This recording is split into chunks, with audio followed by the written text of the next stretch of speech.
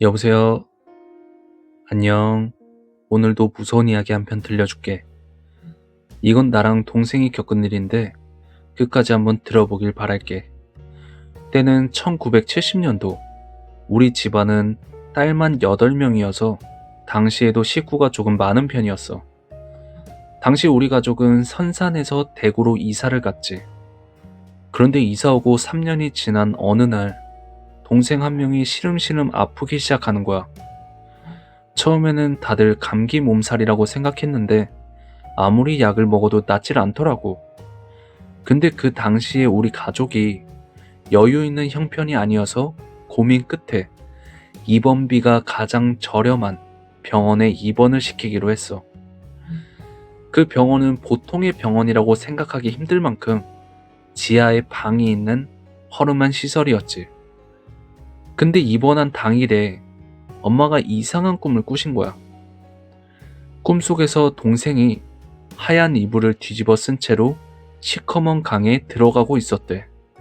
엄마는 불길한 기분이 들었는데 막상 동생한테는 이상한 일이 일어나거나 하진 않았어. 근데 일주일이 넘도록 동생의 병이 낫질 않고 계속 시름시름 아프기만 하는 거야. 그런데 그날 이상한 일이 일어났어. 그날은 낮에 엄마가 혼자 이모를 돌보던 날이었거든? 근데 엄마가 병원에 도착하니까 이모가 평소에 덮던 꽃무늬 이불을 안 덮고 하얀 이불을 고집했다는 거야. 그래서 그냥 아파서 투정 부리는 거라고 생각했는데 갑자기 엄마가 일주일 전에 꾼 꿈이 생각난 거지. 하얀 이불을 뒤집어 쓴 채로 강에 들어가는 꿈. 그래서 엄마가 동생을 혼내면서 그냥 쓰던 꽃 이불을 덮게 했어. 그리고 엄마는 저녁 시간이 다 돼서야 돌아오셨고 나랑 다른 동생이 저녁밥을 주러 병원에 갔지. 당시 그 병원에는 배식이라는 개념이 없었거든.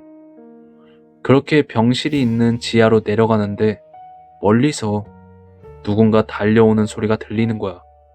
그래서 계단을 내려가서 봤더니 복도에 검은 옷을 입고 눈, 코, 입이 뻥 뚫린 여자가 우리 쪽으로 뛰어오는 거였어.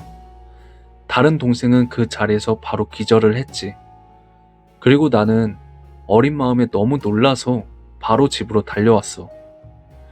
나는 아빠한테 동생도 제대로 안 챙겼다고 혼이 났고 아빠랑 같이 다시 병원으로 가봤는데 병실 복도로 다시 갔을 땐 기절한 동생만 있었고 아까 본 검은 옷의 여자는 없더라고.